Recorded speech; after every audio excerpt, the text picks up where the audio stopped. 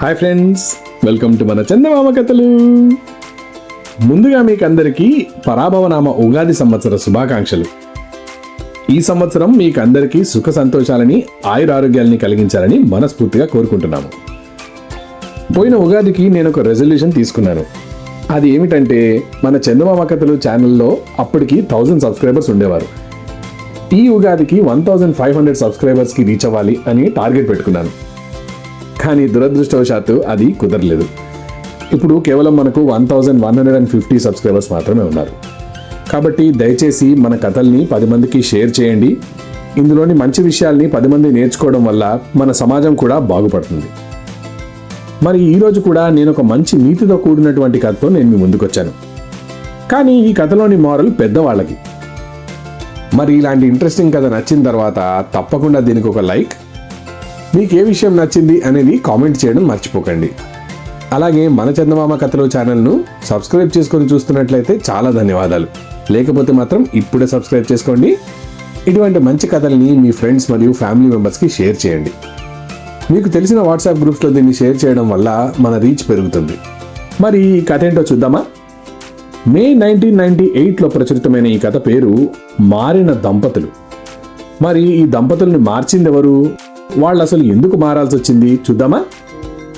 అనగనగనగనగనగనగనగా ఒక ఊళ్ళో రంగయ్య, రత్తమ్మ అనే దంపతులు ఉండేవారు. వాళ్లకు ఎంత చిన్న విషయమైనా సరే ఏకాభిప్రాయం ఉండేదే కాదు. హస్తమానము పోట్లాడుకుంటూ ఉండేవారు. వారి కీచులాట ఆ ఊళ్ళోనే కాక చుట్టుపక్కల గ్రామాల్లో కూడా చాలా ప్రసిద్ధికెక్కింది. అసలు వాళ్ళ కీచులాటలకు కారణాలు వింటే ఊళ్ళో వాళ్ళకు ఆశ్చర్యం వేసేది.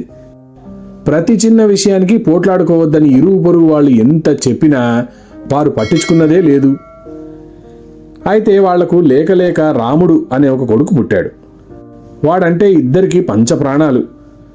ఆ కారణం చేతనైనా వారిద్దరి మధ్య పోట్లాటలు తగ్గుతాయని ఊరంతా ఆశించింది. కానీ అది జరగలేదు.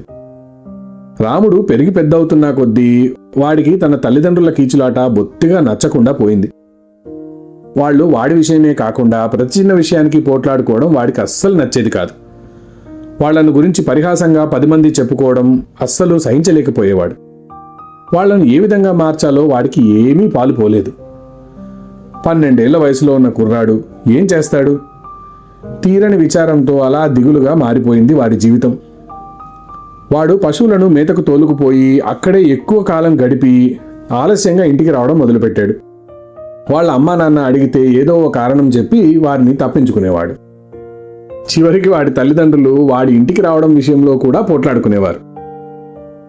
ఇలా కొన్నాళ్ళు గడిచాక ఒకరోజు వాడు పశువులను మేతకు తీసుకుపోయి అక్కడ ఏం చేయాలో ఆలోచిస్తూ అలా విచారంగా కూర్చొని ఉన్నాడు. ఆ సమయంలో వాళ్ళ ఊరి భూతవైద్యుడు అటుగా వచ్చాడు. ఏరా బాబు, ఇలా విచారంగా కూర్చున్నావు అని అడిగాడు. రాముడు తలెత్తి అతన్ని చూశాడు. ఒరే రాముడు, నువ్వా? ఏమిట్రా, మీ తల్లిదండ్రుల పోట్లాటలు నిన్ను కూడా భయపెడుతున్నాయా ఏమిటి అన్నాడు పరిహాసంగా. రాముడు చాలా చిన్నబుచ్చుకొని తన బాధంతా ఆయన ముందు వెళ్ళగక్కాడు. అదంతా విన్న తర్వాత భూతవైద్యుడికి పాపం అనిపించింది. ఒరే బాబు, వాళ్ళు అలా కొట్లాడుకున్నంత కాలము నీకు ఈ విచారం తప్పదురా అన్నాడు. మరి ఈ సమస్య పరిష్కారమే అవ్వదా అంటూ అమాయకంగా అడిగాడు రాముడు. వాడి అమాయకత్వానికి భూతవైద్యుడు ఎంతో మురిసిపోయాడు.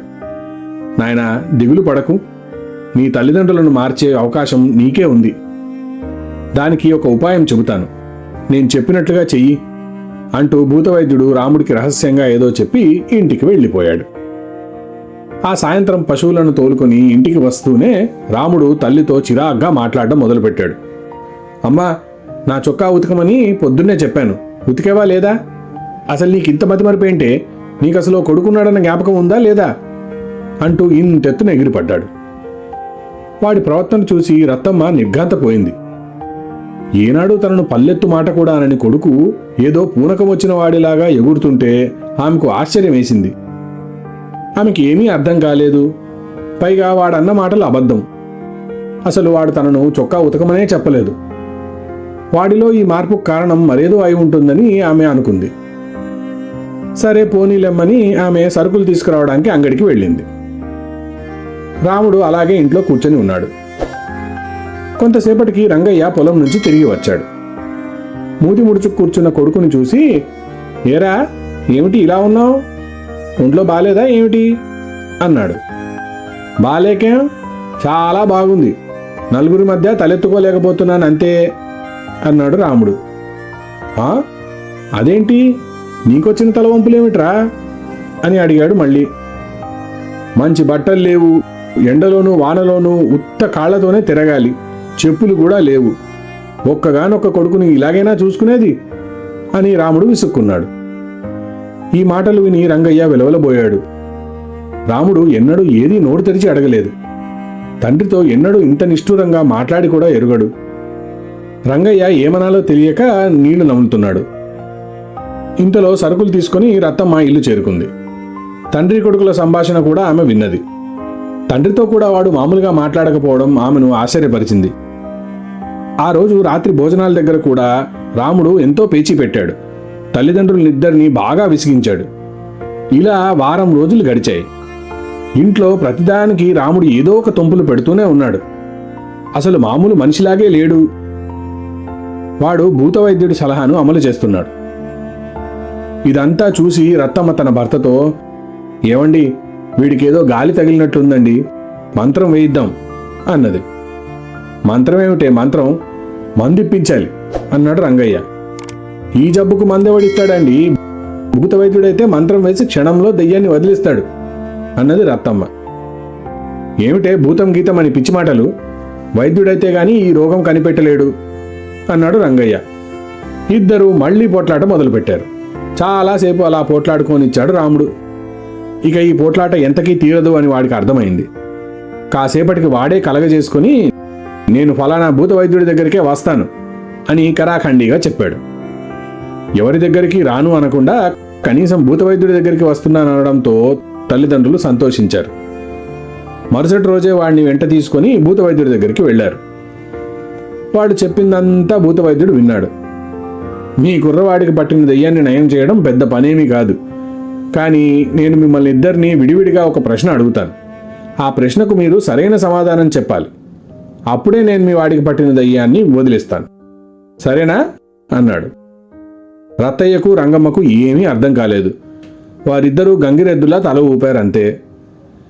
ఆయన ముందు రంగయ్యను పిలిచి, రాముడు నీ కొడుకే కదా అని అడిగాడు. ఈ ప్రశ్నకు రంగయ్య ఆశ్చర్యపోయాడు. చిత్తం అండయ్యా అన్నాడు. తరువాత ఆయన రంగయ్యను అవతలికి పంపి రత్తమ్మను పిలిచాడు. రాముడు నీ కొడుకే కదా అని అడిగాడు. ఆమె రంగయ్య చెప్పినట్లే అవునయ్యా నా కొడుకే అన్నది. తరువాత ఆయన ఇద్దరిని పిలిచి, మీరిద్దరూ సరైన సమాధానం చెప్పలేదు, మళ్ళీ 2 రోజుల్లో నా దగ్గరకు రండి, సమాధానం బాగా ఆలోచించుకుని రండి అన్నాడు. 2 రోజుల తర్వాత దంపతులు ఇద్దరూ భూతవైద్యుడి దగ్గరికి వచ్చారు. ఆయన వారిని మళ్లీ విడివిడిగా తీసుకెళ్లి అదే ప్రశ్న అడిగాడు. ఈసారి రంగయ్య తెలివిగా చెప్తున్నాననుకుని, వాడు నా భార్య కొడుకండి అన్నాడు. రత్తమ్మ మాత్రం, అవునండి వాడు నా కొడుకే అన్నది. ఈసారి కూడా భూతవైద్యుడు చిరునవ్వు నవ్వి, మీరిద్దరూ మళ్లీ సరైన సమాధానం చెప్పలేదు, మరింత బాగా ఆలోచించుకోండి, ఈసారి వారం తీసుకోండి, కానీ సరైన సమాధానంతో మళ్లీ నా దగ్గరికి రండి అన్నాడు. రత్తమ్మ రంగయ్య ఇద్దరూ ఒకరి మొహాలొకరు చూసుకుని ఇంటికి వెనుతిరిగారు. ఇంట్లో రాముడి పిచ్చి నానాటికి ముదిరిపోతుంది. ప్రతి చిన్న విషయానికి గొడవ చేయడం, తల్లిదండ్రులిద్దరి మధ్యలో తొంపులు పెట్టడం, వారిద్దరూ కొట్టుకుంటుంటే గమ్మున కూర్చొని ఉండడం, ఇవన్నీ చేయసాగాడు. ఈసారి రంగయ్య రత్తమ్మ భూతవైద్యుడికి ఏం చెప్పాలో కూడబల్లుకొని ఒక నిర్ణయానికి వచ్చారు. వారం గడవగానే వాళ్ళిద్దరూ భూతవైద్యుడి వద్దకు వెళ్లారు. ఈసారైనా బాగా సంప్రదించుకుని వచ్చారా అని అడిగాడు భూతవైద్యుడు. అవునండి, మేమిద్దరం మాట్లాడుకుని సంప్రదించుకునే వచ్చాం అన్నారు. సరే అయితే రంగయ్య ముందుగా నువ్వురా అంటూ రంగయ్యని తీసుకెళ్లి మళ్ళీ అదే ప్రశ్న వేశాడు. రాముడు నీ కొడుకేనా అని. అయ్యా, రాముడు మా ఇద్దరి బిడ్డ అని చెప్పాడు రంగయ్య. భూతవైద్యుడు చిరునవ్వు నవ్వి రంగయ్యను పంపించేశాడు. రత్తమ్మను పిలిచాడు. రాముడు నీ కొడుకేనా అని అడిగాడు. లేదండి, రాముడు మా ఇద్దరి బిడ్డ అని రత్తమ్మ కూడా చెప్పింది. దాంతో భూతవైద్యుడు చాలా సంతోషించాడు. ఈసారి మీరు సరైన సమాధానం చెప్పారు, ఇన్నాళ్లకు మీ దెయ్యం వదిలిందన్నమాట. మీరిద్దరూ ఒక్క మాట మీద నిలబడ్డం అంటే ఏమిటో తెలుసుకున్నారు. భార్యాభర్తలు అనేవారు బండికి 2 చక్రాలు లాంటివారు. ఒకరు కోటికి ఒకరు ఏటికి లాగుతుంటే జీవితమంతా పోట్లాటలే. సంసారం అనే ఆ బండి ఎక్కడికి కదలదు. రాముడు పాపం పసివాడు. మీ ఇద్దరి మధ్యలో పడి నలిగిపోయాడు. 12 ఏళ్ల బాలుడు ఎంత క్షోభం అనుభవించి ఉంటాడో ఒక్కసారి మీరిద్దరూ ఆలోచించండి అన్నాడు. రత్తమ్మ, రంగయ్య ఇద్దరూ ఒకరి ముఖాలొకరు చూసుకున్నారు. వారిద్దరికీ తాము చేసిన తప్పేంటో తెలిసి వచ్చింది. రాముడికి ఏమీ కాలేదు. నా సలహా మీదనే వాడి నాటకం ఆడాడు. ఒకరి సంగతి ఒకరు ఆలోచిస్తూ ఇప్పటికైనా సుఖంగా బతకండి. మీరిద్దరూ ఒక్క తాటి మీద నిలబడితేనే సంసారం ముందుకు సాగుతుంది. లేదు మేము ఈ విధంగానే ఉంటామంటారా, అది మీ ఇష్టం. కానీ దాని భారం రాముడిపైన పడుతుందని, వాడు నలిగిపోతాడన్న విషయం మాత్రం మర్చిపోవద్దు అని మందలించాడు భూతవైద్యుడు. రంగయ్య, రత్తమ్మ ఆ దెబ్బతో గుణపాఠం నేర్చుకుని కొట్లాటలు మానేరు. ఒకరినొకరు సంప్రదించుకుంటూ ఏ విషయమైనా సరే ఒకే తాటిపై నిలబడ్డారు. సుఖంగా బతకడం అంటే ఏంటో నేర్చుకున్నారు. రాముడి ప్రాణం ఇప్పటికి సుఖాన పడింది. చూశారు కదా, మంచి కథ కదా. ఈ కథ మే 1998లో ప్రచురితమైనా సరే ఇప్పటికీ కూడా ఇదొక చాలా మంచి నీతిని మనందరికీ నేర్పిస్తుంది కదా. ఎంతోమంది భార్యాభర్తలు తమ పిల్లల ముందే పోట్లాడుకోవడం నేనే చూశాను. దయచేసి ఎప్పుడూ అలా చేయొద్దు. మీ ఇద్దరి మధ్య విభేదాలున్నాయన్న విషయం వాళ్ళకి తెలియనేకూడదు. ఏ విషయమైనా సరే భార్యాభర్తలు ఒకరినొకరు సంప్రదించుకోవడం, ఒకరి మాట ఒకరు వినడం, ఒకరి సలహాలు ఒకరు పాటించడం అనేది ఒకరినొకరు తక్కువ చేసుకోవడం కానే కాదు. ఆ విషయం అందరూ తెలుసుకోవాలి, గమనించాలి. పిల్లల ముందు మనం ఎలా బిహేవ్ చేస్తున్నాం అనేది వాళ్ళ సైకాలజీని చాలా ఎఫెక్ట్ చేస్తుంది. ఈ విషయాన్ని సైన్స్ ఎన్నో రకాలుగా ప్రూవ్ చేసింది. ఎన్నో రీసెర్చ్ల ప్రకారం తల్లిదండ్రుల ప్రభావం పిల్లలపై ఎంతగానో ఉంటుంది.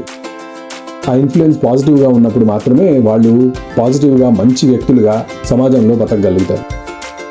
కాబట్టి తల్లిదండ్రులు ఇద్దరూ పోట్లాటలు మాని పిల్లలకు సరైన మార్గం సూచించడం, వారిని సరైన మార్గంలో నడిపించడం మీద ఫోకస్ చేయాలి. మీరు ఈ విధంగానే చేస్తున్నట్లయితే మీరు చాలా గ్రేట్. ఇంత మంచి కథ నచ్చినట్లయితే తప్పకుండా దీనికి ఒక లైక్, మరియు ఈ నీతి ఎవరికైనా ఉపయోగపడుతుందంటే వారందరికీ తప్పకుండా షేర్ చేయండి. మీ ఫ్రెండ్స్ మరియు ఫ్యామిలీ వాట్సాప్ గ్రూప్స్లో షేర్ చేయడం వల్ల ఇది 10 మందికి చేరి వారందరికీ ఈ మంచి లెసన్ని నేర్పిస్తుంది. మరి ఈ కథలో మీకు నచ్చింది ఏమిటి అనేది కామెంట్స్లో తెలియజేయడం మర్చిపోవద్దు. మన చందమామ కథలు ఛానల్ను సబ్స్క్రైబ్ చేసుకొని చూస్తున్నట్లయితే చాలా ధన్యవాదాలు. లేకపోతే మాత్రం ఇప్పుడే తప్పకుండా సబ్స్క్రైబ్ చేసుకోండి. వచ్చే వారం మరొక మంచి కథతో నేను ముందుకు వస్తాను. అంతవరకు సెలవు. బాయ్.